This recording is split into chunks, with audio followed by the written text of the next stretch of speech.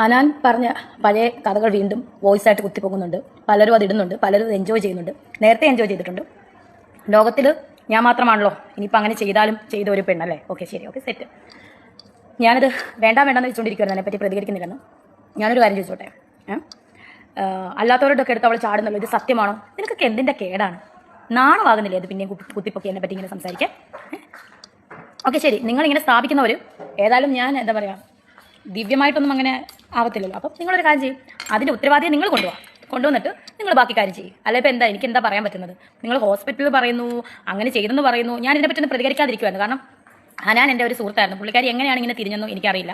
ഞാനൊരു കുറ്റം പറഞ്ഞായിട്ട് എങ്ങും കാണുന്നില്ല. പിന്നെ അവരെന്താണ് തിരിഞ്ഞെന്ന് എനിക്കറിയില്ല. ഇപ്പോൾ അവരെൻ്റെ കൂട്ടുകാരിയല്ല. കാരണം എന്നെപ്പറ്റി അനാവശ്യം പറഞ്ഞാൽ അവരെൻ്റെ കൂട്ടുകാരിയല്ല. സോ എന്താണ് ഇതിൻ്റെ അടിസ്ഥാനം എന്നറിയാതെ വെറുതെ എന്നെ ഇട്ടി ക്രൂശിക്കുന്നവരോട് ഞാൻ പറയാം, എന്തായാലും ഞാൻ സ്വന്തമായിട്ട് ദിവ്യഗർഭം ഒന്നും ധരിക്കത്തില്ലല്ലോ. അപ്പോൾ ഞാൻ ആ ഗർഭം സുധിച്ചേട്ടൻ വേറെ വോയിസ് സുധിച്ചേട്ടനുള്ളപ്പോൾ ഞാൻ ആരാണ്ട ഗർഭം ധരിച്ചത്. നിനക്കൊക്കെ നാണമാകുന്നില്ല? നിൻ്റെയൊക്കെ വീട്ടിലെ കാര്യം അന്വേഷിക്കാനുള്ളതിന് ഈ രേണുസുതി എന്ത് കാണിക്കുന്നത് നോക്കി നടക്കുന്ന ചെറ്റകളാണല്ലോ നീയൊക്കെ. നാണോ മാനമില്ലേ? ഹനാന്റെ വോയിസിനോട് പ്രതികരിക്കാൻ എനിക്ക് സൗകര്യമില്ല, ഇരിക്കുവായിരുന്നു. പക്ഷെ ഹനാൻ തന്നെ കൊണ്ടുവരട്ടെ ആ ഉത്തരവാദിയെ. ഒരു 22 വയസ്സുള്ള ചെറുക്കൻ എന്ന് പറഞ്ഞില്ലേ, ചെറുക്കനെ കൊണ്ടുവരട്ടെ എന്നേ. പിന്നെ പണ്ടത്തെ ഒരു വോയിസ് ഞാൻ അറിഞ്ഞില്ല, ഫിറോസിക്കാടെ ഒരു വോയിസും ഇട്ടെന്ന് ഞാൻ അറിഞ്ഞു, CC ക്യാമറ കണ്ടത്. കണ്ടെങ്കിൽ കൊണ്ട് വരട്ടെ എന്നേ ആണിനെ.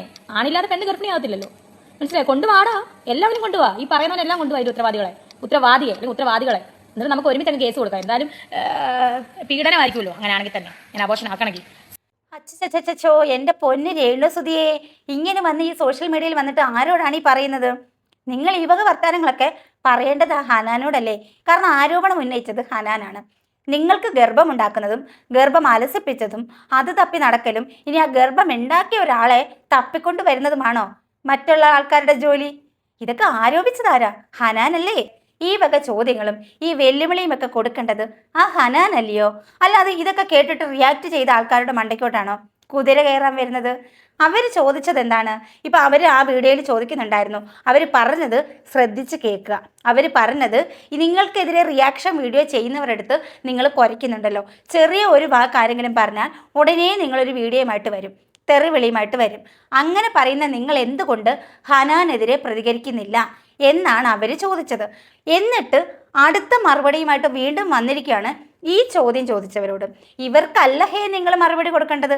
നിങ്ങൾ മറുപടി കൊടുക്കേണ്ടത് നിങ്ങൾക്ക് ഗർഭമുണ്ടായെന്നും നിങ്ങളത് അബോർഷൻ ചെയ്ത് കളഞ്ഞെന്നും സുധി മരിച്ച് 1 മാസത്തിനുള്ളിലാണ് ഇതൊക്കെ നടന്നതെന്നും 22കാരനാണ് അതിന് ഉത്തരവാദി എന്നും പറഞ്ഞത് വോയിസ് അടക്കം ഷഫീന ബീബി എന്ന് പറയുന്ന അവർ യൂട്യൂബ് ചാനലിൽ അപ്ലോഡ് ചെയ്തിട്ടുണ്ട്. അപ്പോൾ അത് പറഞ്ഞ ആ വോയിസിൻ്റെ ഉടമ ഹനാനാണെന്ന് ആ വോയിസ് കേട്ട എല്ലാവർക്കും വ്യക്തമാണ്. അപ്പോൾ രേണുസുതി എന്താ ചെയ്യേണ്ടേ? അവർക്ക് മറുപടി കൊടുക്കുക. അല്ലാതെ ഈ സോഷ്യൽ മീഡിയയിൽ ഇത് കേട്ട് പറയുന്നവരോടല്ല രേണുസുതി മറുപടി കൊടുക്കേണ്ടത്, ഹനാനി മറുപടി കൊടുക്കുക. ആ ആളെ ആരാണെന്ന് വെച്ചാൽ ആരോപണം ഉന്നയിച്ചത് ഹനാനല്ലേ? അപ്പോൾ ആ 22കാരനെ കൊണ്ടുതരേണ്ടത് ഹനാനാണ്. ഹനാൻ്റെ ഉത്തരവാദിത്തമാണത്. പിന്നെ ഹോസ്പിറ്റൽ ഏതാണെന്ന് പറഞ്ഞതും ഹനാനാണ്. ഈ 1 മാസത്തിനുള്ളിലാണ് ഇത് സംഭവിച്ചതെന്ന് പറഞ്ഞതും ഹനാനാണ്. അപ്പം ഇതിനെല്ലാമുള്ള ആൻസർ തരേണ്ടതും ഹനാനാണ്. അപ്പം രേണുസുതി ഈ വക ചോദ്യങ്ങളെല്ലാം ചോദിക്കേണ്ടതും എല്ലാം ഹനാനോടല്ലേ? അല്ലാതെ റിയാക്ഷൻ വീഡിയോ ചെയ്യുന്നവരോട് ചോദിച്ചിട്ട് വല്ല കാര്യമുണ്ടോ? റിയാക്ഷൻ വീഡിയോ ചെയ്തവർക്ക് ആർക്കെങ്കിലും അറിയാവോ നിങ്ങൾ എവിടെയൊക്കെ പോയി, നിങ്ങൾ ആരിൽ നിന്നും ഗർഭം ഉണ്ടാക്കി, നിങ്ങൾ എവിടെ കൊണ്ട് അബോർഷൻ ചെയ്തു, ഇതിനൊക്കെ ആരാണ് ഉത്തരവാദി? ഇതൊക്കെ റിയാക്ഷൻ വീഡിയോ ചെയ്യുന്നവരോട് ചോദിച്ചാൽ അവരെന്ത് ഉത്തരം തരാനാ? അവർക്ക് ഇതിനൊന്നും ഉത്തരവില്ല. കാരണം അവരൊക്കെ നിങ്ങളുടെ കൂടാണോ? നിങ്ങളുടെ ഫ്രണ്ട് ആണെന്ന് നിങ്ങൾ പറയുന്നുണ്ട്. നിങ്ങളുടെ ഫ്രണ്ടായിട്ടുള്ള ഹനാനെ സോഷ്യൽ മീഡിയയിൽ കൊണ്ടുവന്ന് അവരെ കൊണ്ടാണ് പറയിപ്പിക്കേണ്ടത്. ഇത്രയും ഒരു ആരോപണം ഉന്നയിച്ച ഹനാനെതിരെ എന്തുകൊണ്ട് മറുപടി കൊടുക്കുന്നില്ല എന്ന് മറ്റുള്ളവർ ചോദിച്ചു പോകും. കാരണം ഒരു ചെറിയ വിഷയം പോലും എടുത്ത് പ്രതികരിക്കുന്നതാണ് നിങ്ങളുടെ ക്യാരക്ടർ. ഏതൊരു ചെറിയ കാര്യമാണെങ്കിലും പോലും ഭയങ്കര പൊട്ടിത്തെറിച്ചുകൊണ്ട് പ്രതികരിക്കുന്ന നിങ്ങൾ ഒരു സ്ത്രീയെ സംബന്ധിച്ച് ഇത്രയധികം ആക്ഷേപം ഉന്നയിച്ച ഒരു കാര്യം, ഒരു വിഷയം വന്നപ്പോൾ എന്തുകൊണ്ട് പ്രതികരിക്കുന്നില്ല? ഇത് ചോദിച്ചു പോകും. അല്ലാതെ ഇവിടെ രേണുസുതി ഗർഭിണിയായെങ്കിലോ അല്ല അലസിപ്പിച്ചെങ്കിലോ അല്ലെങ്കിൽ ഇനി പ്രസവിച്ചാലോ അതൊന്നും ഞങ്ങളെ സംബന്ധിക്കുന്ന വിഷയമേ അല്ല. റിയാക്ഷൻ വീഡിയോ ചെയ്യുന്നവർ എന്തെങ്കിലും ഒരു കണ്ടന്റ് കിട്ടിയാൽ അതെടുത്ത് ചെയ്യും. അതെന്തിനാ? അവർക്ക് റീച്ച് കിട്ടാൻ, അവർക്ക് കണ്ടന്റിന് വേണ്ടി അവർ ചെയ്യും. അപ്പം ഇതിനൊക്കെയുള്ള ഉത്തരം കണ്ടെത്തേണ്ടത് ഹനാനാണ്. രേണുസുതി അവരോടാണ് ചോദിക്കേണ്ടത്. രേണുസുതിയെ കുറിച്ചിട്ടാണ് അവർ ഇത്രയും വലിയ ആരോപണം പറഞ്ഞിട്ടുള്ളത്. അപ്പോൾ ആ ആരോപണം ഉന്നയിച്ച ആളെയല്ലേ മുന്നേ കൊണ്ടുവരേണ്ടത്? അവർക്കെതിരെയല്ലേ ആദ്യം കേസ് കൊടുക്കേണ്ടത്? അങ്ങനെ ചിന്തിക്കുക രേണുസുതി. അല്ലാതെ റിയാക്ഷൻ വീഡിയോ ചെയ്തവരുടെ മണ്ടയ്ക്ക് വന്ന് ഇങ്ങനെ കുരു പൊട്ടിയിട്ട് വല്ല കാര്യമുണ്ടോ?